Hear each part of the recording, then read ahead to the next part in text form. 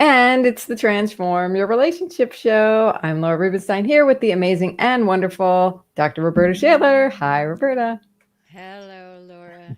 Yes, we are going to talk about something so pertinent today that I think we'll have a great conversation, a very civil conversation.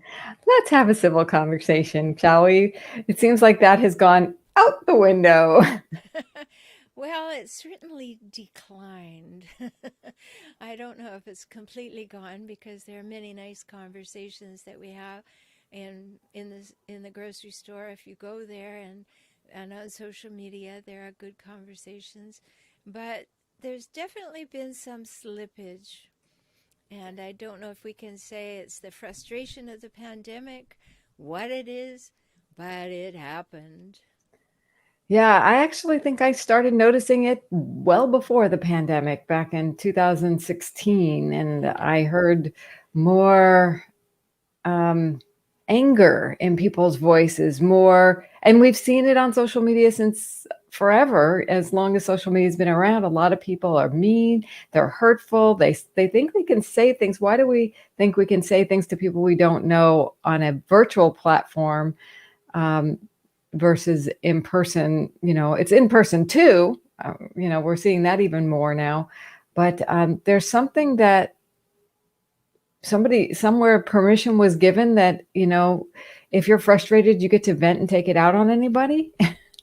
Well, also, there's been a lot of permission given here in the United States, just by modeling in the media, that you can say things, you can use foul language, you can demean people, you can give people nasty titles and talk about them repeatedly.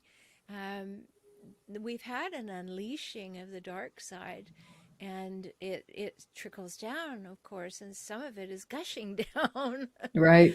But that whole idea that I just can, no filter, just say whatever I want because I'm on social media.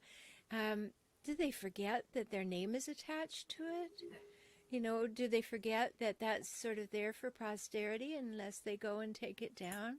And still it would be able to be found. And just a little note on that. I had some computer difficulties and I took it to a great person here in North County that I just discovered. And, we were talking about how people think they've erased things on social media or they've erased them on their phone or whatever. And he said, "Oh, no, no, no, no, no." That no, he said, "I can go and find things on a phone that's been dead forever." And Wow. yeah, so it's important for us to know that whatever you do in the moment has an afterlife on social media. And you're also telling people who you are. So who do you want people to think you are? You want them to think that you're lacking in civility? Would you like them to think that you have reduced common sense? Hmm. Uh, what what are you doing actually? And do you care? Maybe you don't care. Maybe this is just like freedom to you. I can say or do anything I want. But okay, that's great, except we see you. Yeah, I often won't respond to people when they're being like outrageous, in my mind, outrageously uncivil, so that they can just hear the reverberation of Me their own too. voice, of their own Me, voice. yes, that's well said, Laura. I don't respond to them. You know, I have a lot of people who respond to my videos, and 99.9% of them are totally lovely, ask questions, make a comment, whatever, very civil. But then every now and again, you just get one who will say something, and you think, why? Why did you do that? Right? So, of course, I just don't do anything about it. It just sits there, and somebody else responds to them usually and says, that was uncivil, right? Yeah, sometimes you just have to let other people chime in, and sometimes I don't know what to say that would be civil back, and I like to refrain from just doing a reaction, right? Like Whoa, that triggered me. I know better than to react at this moment in time. Like, we're going to take a step Absolutely. back because I don't want Yeah. it to just escalate. And No. Paula here is saying everything we say invites a response. So, incivility invites a backlash. I agree. Totally. Mm-hmm. Yeah, so I learned long ago not to respond to people who have nasty things to say, because why perpetuate an conversation that's going in a poor direction? Why add to it? I like your idea. Just let it sit there and have its own energy. Hopefully, it'll peter out. Sometimes I actually take them down if I think that they're totally unnecessary on the YouTube channel, which is a joy that you have, that you can do that, or hide somebody's comment on Facebook or whatever, because we don't need that in our world. We really don't. I've said so many times on this show that I believe that the genius of good communication is to be totally honest and totally kind at the same time. So, get some skills, people. Oh, learn to express yourself in a way that's totally kind and totally honest simultaneously. And then we can have conversation, we can have debate, we can throw ideas around together. Let's do it that way. Yeah, because I like what you've said. You can't take back really what you've said on social media. A lot of times you can't take it back when you've said it, put it out there in the space of a relationship. So, we talk a lot about from time to time on our show about being curious in our communication instead of reactive. Mm-hmm. And so, what if we came from a curiosity approach with people, like, Yeah. hmm, or even ourselves and our own reactions? That's where I spend a lot of my time. Is like, what in the world am I reacting to? And how do I kind of understand this so I don't just try to just get it out and blurt it out and ignore what's really going on? Yeah. Well, it's a really good point, because we can have some self discovery and some self reflection in that regard. And what is the immediate thing that we think about that other human who behaves that way? Like, yes, we can be very open in our thinking to say, all right, maybe this person's going through a bad time or something is going on. But on the other hand, many times you'll see them repeat the behavior, and you start to think maybe that's just where they are in life right now. And maybe that's who they are right now. Hopefully, let's always leave room for people to evolve and change. But if that's how you are right now, okay, I'm seeing that, and I choose not to play. Yeah, just because someone's putting it out there doesn't mean you have to step into the mud or the dung or whatever it is, right? That's right. Don't step in the cowabunga. That's right. Know that you can find good things to listen to and people to listen to, and positivity is out there. Sometimes we're too inundated with the negativity that it infects us in a way, and it causes us to react. And it's like, whoa, where did that come from? I gotta go do some brainwashing, as I like to say, some Yeah. positive brainwashing. Get back to Yeah. my center and where I feel good about myself, because the minute I'm doing that same thing, it feels ugh, right? Yeah. Yeah, it And I does. want to feel good. I want to be my best self for the world and my family and my friends, and just enjoy my own company.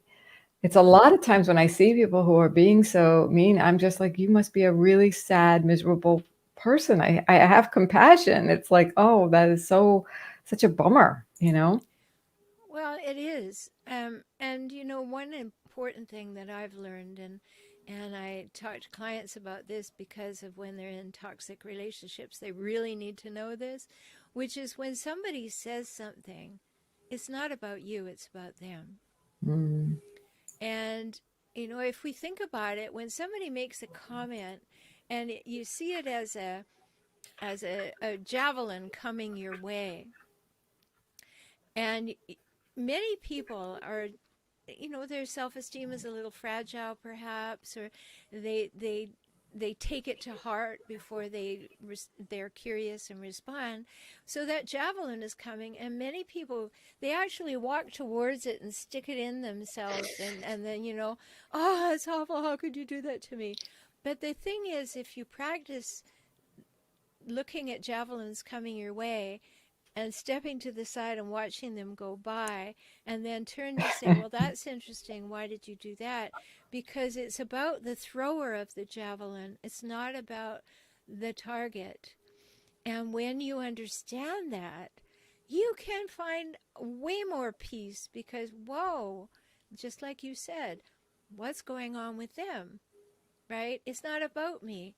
But if we're feeling fragile, or we're having a moment, or we're feeling overly stressed, and we reach out and say, "Oh, how could you do that to me?" Instead of saying, "Did you intend to hurt me?" When I wrote Kaizen for Couples, there's a whole piece on there in the difference between defending yourself and being defensive. Mm. And one of the things that plays into what we're just talking about is, why not respond with curiosity? Like, that felt like a personal attack. Did you mean it to be a personal attack? And open the dialogue, as opposed to assuming it was a personal attack. Right. Right. I love the And curiosity approach because it opens awareness in oneself here, and it creates that communication space between the two. Staying there is the key, though, staying in that curiosity zone without an absolutely. agenda to hurt or to lash you back at, right? Hmm. But we have to do our inner work. Otherwise, we won't be centered enough to be curious. Hmm. If we're very fragile, if we've been very hurt, if we have been abused, perhaps, if we're on the receiving end of repeated verbal abuse, we can be very super sensitive and feeling quite diminished and discounted. And at those moments, we don't have the goods to actually come up with a kind of equal, reciprocal, mutual response. So it's important for us to know ourselves and to know where we're at and how we're processing, and then get some skills if we need it, or get some help if we find that. Of course, if we're in a toxic relationship, we need help. But maybe we've been in a toxic relationship or raised in a toxic relationship. And then when all this stuff comes at us in the world, it triggers all the stuff that happened when we were kids. So we become reactive. And that's why we need to do our own work, so that we can be centered. Like, it's not about me. If you're having a hissy fit, it's not about me, it's about you. Now, it's not to say that there aren't people who go around poking other people to see if they can make them explode. Yes, there are. And it But stings. It's not to say it's not going to sting, but if you've had this practice, if you've worked on it, then we can take the step back and we can process it and look at it as an opportunity to practice and get better at being, like I've heard you say before, Teflon, being centered in ourselves and letting other things just slide off that don't really are, don't need to stick there and really are not appropriate yeah, to stick. absolutely. I talk about that a lot on the podcast. And a new client came in and she said, "You know what? I just turned on the Teflon, like you said, and it was so good." And I'm like, yay! Out of all the things that resonated for you that day, she heard "turn on the Teflon" and she used it. Right. And it is important, because when other people are throwing their garbage at you, turn on the Teflon for sure. In 2000, I wrote an article that was really popular on the web, and it was called, are you inviting dripping garbage? And I used the metaphor, or the picture of someone knocks on your door, and you know them, and they're standing there, and they have this big brown paper bag on their shoulder, and you can see the coffee grinds kind of coming out the bottom, and it kind of smells. Do you invite them in? Right? Stay Like, off my carpeting. well, the fact is, if you invite them in, the chances of them dumping that dripping garbage on you are high. Right? Are you going to invite them in? Right? So it's really important for us to be understanding of what our part in all of this is. I had this experience the other day at the supermarket. I was waiting my 6 feet away from the person at the checkout, and the person at the checkout, the next person going to the checkout, had no mask on. Now, when you walk into the supermarket, a big sign says all persons must wear a mask while in the store. Above your So, nose. well, yes, above your nose I mean, they and a say that on mask. the signs. They show pictures. Yeah. Yeah, yeah. So anyway, there's this guy, and he's got no mask. So I just said, "Would you please put your mask on?" Oh, what I got back was just amazing. There were all kinds of four-letter words and references to Nancy Pelosi and a whole lot of people that I must be one of them. And like, oh, a whole hissy fit, right? And at that moment, everybody's looking at him. At that moment, I'm thinking, oh, okay, well, this sure isn't about me.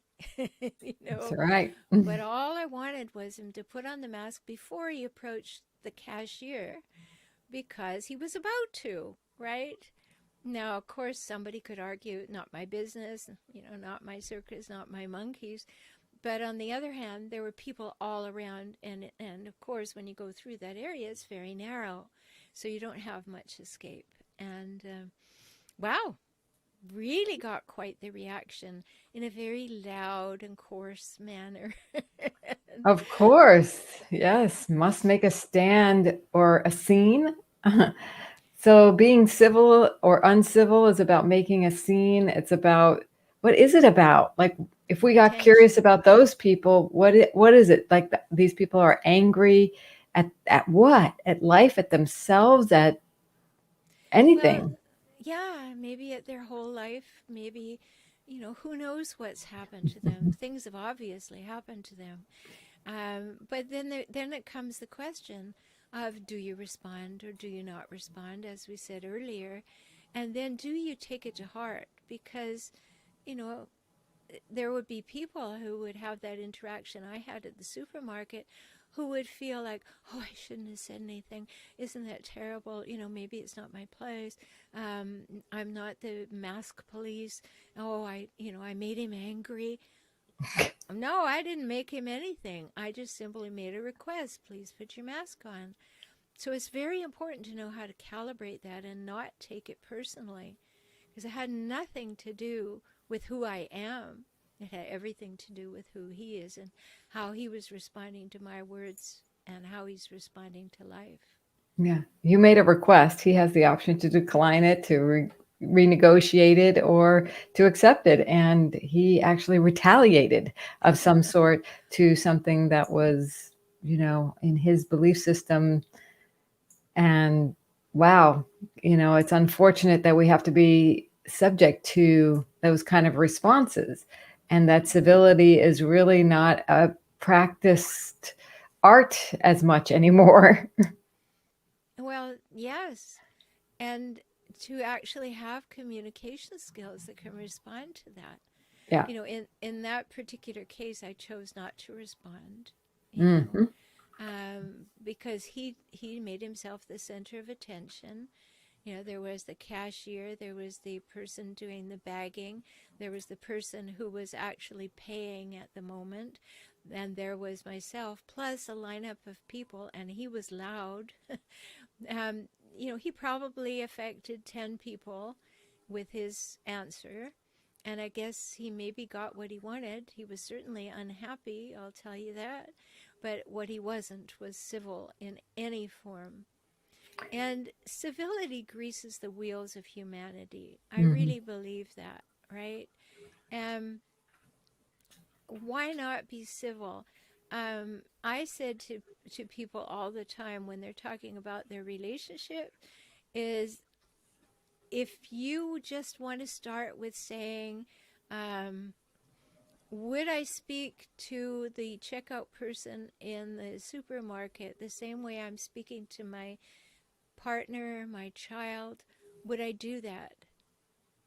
It's a good check to find out, because we've kind of put on a little whipped cream when we're out in the world. We're usually a little nicer, a little thoughtful, a little kinder, a little more civil. And some people come home and all of that drops away, and I'll say any old thing I want, right? So, civility at home is also a good idea. It's a good idea out in the world, and it's a good idea in public. And I think there's scenarios where people are nicer in the world and nobody would ever know they're mean at home. And then there are people who are mean out in the world and nobody at home gets that either, you know?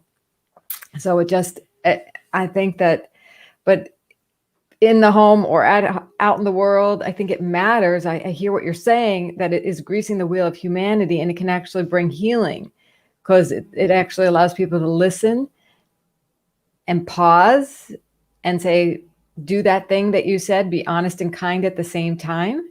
You know, like that takes a little work. And how do we up level humanity to do that? I mean, one podcast, one Transform Your Relationship show at a time, one book at a time, one Yeah. breath at a time. Yeah, absolutely. But the greatest way we show that is by being that. So when somebody behaves in a way that, they have an outburst and you don't react to it, you lean in and say, "Oh, tell me more about that," or that's not what I expected. Why, what took us in that direction? And Right. we become curious about that. You find that will definitely take the sting out of it. It will reduce the effect, because when you lean in, they're expecting this, right? And when you just are like, "Oh, okay, I received that. I'm not going to throw it back at you," and so that allows them a little moment. Oftentimes that will soften the situation, is when you don't react to them. And when they don't get that equal and opposite reaction, then there's this moment. In fact, we have understanding of the cognitive space that happens in. It disinhibits our neocortex for a moment when you don't get the expected response, and your brain kind of goes, "Ew, what happened?" for a few seconds. And in that moment, that's when you have that entry point into introducing a new way into the conversation. Mhm. And, knowing that, you can diffuse certain things that we're really planning on exploding. Yeah. I like the response of like, wow, that's an interesting response to my request, or wow, Yeah, you really feel strongly about that. It's like getting curious, modeling the curiosity, right? right, Yeah. right. And the And civility at the same time. It's like, huh, you're valid and I don't receive it, but I'm curious about it. I'm willing to be curious about it, right? yeah, So, and sometimes we're not curious. We just want to have it drop like a rock, yeah, right? Like, like, stop it right now. And so we just say something like, "Well, using the personal weather report, oh, that's interesting, not the way I see it." And just stop it right there. Then, if they mhm. want to continue, "Well, who do you think you are?" and, "Well, who cares how you see it?" that's when you just don't respond. But sometimes, if you're close to a person who behaves like that, it's really important to just use the personal weather report. "Well, Nice. actually, that's not my opinion," or "I see that situation differently," or "what I believe is different from that." And you just make a statement that, "I exist too. I am Right. here, and I am listening, and I don't agree, but I'm not refuting your right to say that. I am just simply saying I don't agree." Hmm. Now, if that's battle on, you'll soon find that out, but at least you've said something. You don't just, if people are close to you, you do want to respond. And what I like about the way you just said it, like, that's interesting, I don't agree, or I see it differently, it's very civil. Hmm. It's very civil, very neutral. And it also helps you stay there and not get Yeah. triggered by somebody who's trying to trigger for some Yeah. reason. And when you say "I don't agree," you didn't make the other person wrong. Mhm. And that's the key to that statement, is that when you use the personal weather report, you're not talking about somebody else. You're talking about yourself. Right. And you're an expert on you. And only you, Nobody, only yeah, myself, right? yeah, yeah. So nobody can tell you, well, you don't feel that way or you shouldn't think that way. Oh, no. I'm me and I do. Exactly. Yeah, we It need is. clarity around that for sure. Well, I love the idea of greasing the wheels with humanity, with civility, curiosity, and honesty with kindness at the same time. Um, we can bring back civility one civil act, word at a time. Hmm. Especially when we get ourselves to a central place, that we realize that we know ourselves and we know what's true about ourselves, and we know our values, we know what we think. We definitely know how we feel. Some people don't, they figure it out. But um, those things are all fine for us to say we're the expert on ourselves. It's how we say it. And if we're only talking about ourselves, then that's true. It's just true for us.